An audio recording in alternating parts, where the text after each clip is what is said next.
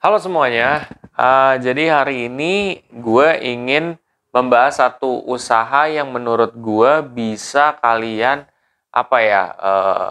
coba juga ya, dimana usaha tersebut adalah usaha untuk digital printing mug. Nah, cuman ketika mau mulai usaha itu, pasti kita kan harus ada yang namanya modal dulu kan.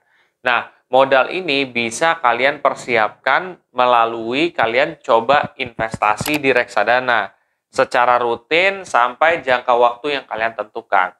Nah, di video ini gue bakal sharing ke sobat investor semua berapa kira-kira yang harus disisihkan dan juga strategi money manajemennya seperti apa sih supaya bisa punya budget atau punya modal untuk bikin usaha ini. Penasaran? Simak videonya setelah yang satu ini.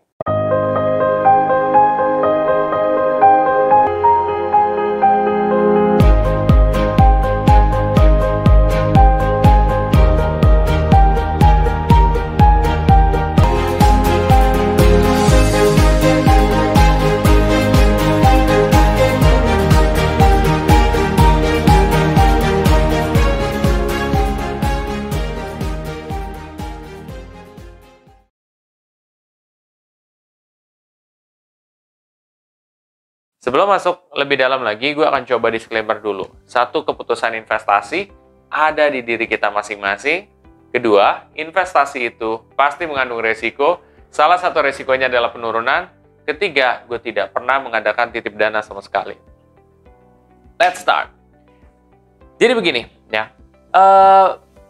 Sekitar kayak kemarin atau kemarin lagi, gue tuh kayak kepikiran kalau misalkan kita atau misalkan ya kita lah ya jatuhnya ya, itu mau bikin usaha, kendala yang ada itu apa sih? Modal.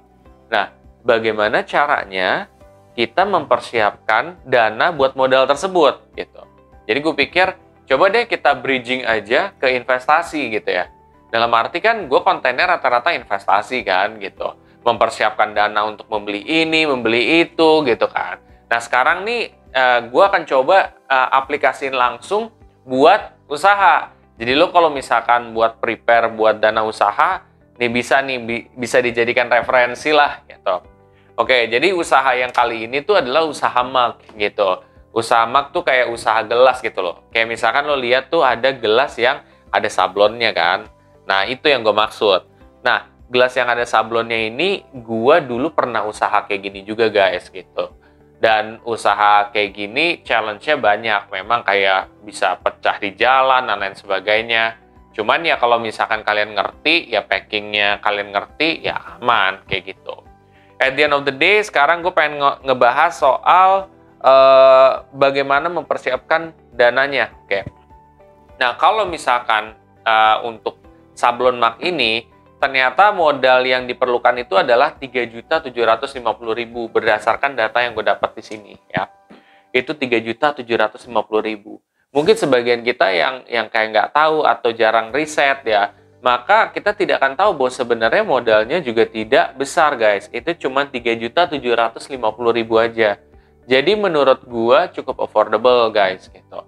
Nah 3.750.000 itu challenge-nya adalah bagaimana caranya kalian mendapatkan dana tersebut. Sebenarnya kalau untuk mendapatkan dana tersebut itu bisa dengan berbagai macam. Entah kalian nabung aja di bank, bisa juga kalian tiba-tiba dapat rezeki bisa langsung kebeli tuh usaha ya dengan 3.750 tersebut ya. Atau mungkin dengan investasi. Nah, investasi pun ada banyak. Nah, di video kali ini gue pengen fokusin ke reksadana. Nah, kalau untuk di reksadana sendiri, gue menggunakan salah satu aplikasi yaitu aplikasi Bibit. Nah, di aplikasi Bibit ini bagusnya adalah fitur goal setting. Jadi di fitur goal setting itu kalau misalkan gue punya targetnya 3.750 nih. Nanti bakal tahu nih berapa yang harus gue sisihkan per bulannya secara rutin dan juga gue bisa tahu proporsi investasi gue di reksadana itu berapa persen di reksadana pasar uang, berapa persen di reksadana obligasi, berapa persen di saham gitu. Jadinya fokus gue sebagai seorang pemula itu tinggal konsisten berinvestasi dan tentunya mempelajari terus soal investasi di reksadana supaya kita mengerti bahwa misalkan dalam perjalanan itu tidak selalu untung, tetapi kalau kita tarik dalam jangka panjang, secara historical dia memang untung kayak gitu. Oke, nah ternyata setelah gue pakai fitur goal setting ini, gue masukin 3.750.000, terus juga jangka waktu pencapaiannya 1 tahun kemudian, ternyata jumlah yang harus disisihkan itu berdasarkan data di sini adalah 280.000 per bulan. Nah, 280.000 per bulan itu kira-kira gimana nih? Besar atau kecil? Nah, itu semua tergantung daripada pemasukan kalian ya guys. Kalau pemasukan kalian gede, ya tentu segini kecil. Tapi kalau pemasukan kalian kecil, tentu ini akan berat. Tapi menurut gua, gaji idealnya itu adalah 5 juta. Jadi kalau misalkan kalian gaji idealnya 5 juta atau 4 juta, itu bisalah gitu ya. Misalkan kita ambil contoh 5 juta aja lah. Nah, 5 juta berarti lo berapa persen nih money managementnya? Berarti kalau 5 juta itu sama dengan 5,6% ya. Dari duit lo harus sisihin buat investasi, buat modal ini nih, usaha mak ini ya, 5,6% per bulannya.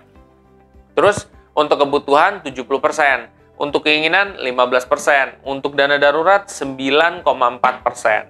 Nah, kenapa kebutuhan paling tinggi? Karena kebutuhan itu pasti diperlukan oleh orang gitu ya. Kebutuhan itu seperti yang kalian tahu ada sandang, pangan, papan ya. Itu terus juga utang. Nah, kalian tinggal masukin aja di situ. Jadi jumlah proporsi lebih banyak. Kedua, ada proporsi yang selanjutnya adalah dari segi keinginan. Keinginan itu kenapa lebih banyak? Karena kan mungkin lo mau nongkrong, mau happy-happy lah, mungkin mau belanja dan lain sebagainya, itu masuknya keinginan. Nah, kalau segini proporsi menurut gue yang idealnya 15%. Nah, dana daruratnya itu adalah 9,4% ya. Kenapa dana darurat cukup lumayan? Karena kita kan nggak pernah ada yang tahu ke depan kalau misalkan terjadi apa-apa, ya udah dana darurat itu yang bermain. Nah, dana darurat ini itu biasanya kita taruh di bank. Tapi juga kalau kalian mau taruh di investasi reksadana pasar uang itu juga nggak apa-apa. Cuman menurut gua kayaknya lebih suitable ketika lo taruh di bank aja gitu ya. Kalau untuk case kalian punya duitnya sedikit ya. Ya misalkan 5 juta menurut gua apa ya, mau dibilang banyak banget enggak, mau dibilang kecil banget ada yang lebih kecil. Cuman menurut gua ya segitu masih tergolong kecil gitu ya, seperti itu. Jadi intinya proporsi ideal menurut gua adalah seperti yang tadi gue ucapin tadi ya. Nah, di sini bakal ada pertanyaan lagi di kalian. Wah, berarti gue dalam setahun bisa nih buat mulai usaha nih.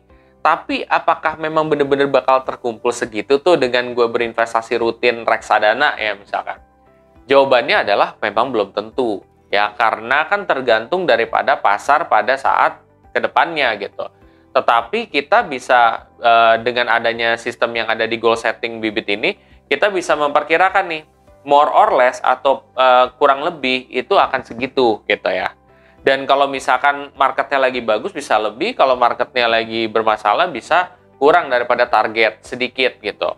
Yang penting adalah kalian berusaha, dan ketika kalian berusaha paling kalau misalkan kurang-kurang sedikit kalian tinggal bisa tombokin gitu. Atau mungkin kalian perpanjang investasi kalian ditambah 1 bulan lagi, yang tadi 1 tahun jadi 1 tahun sebulan. At the end of the day kalian tetap masih bisa beli modalnya ini. Nah, ketika kalian modalnya udah ada, kalian bisa mulai berusaha. Mungkin kalian yang dengan adanya gaji yang terbatas ya, atau mungkin masih UMR atau ya gajinya belum gede lah. Nah, ini kan bisa jadi usaha tambahan kalian.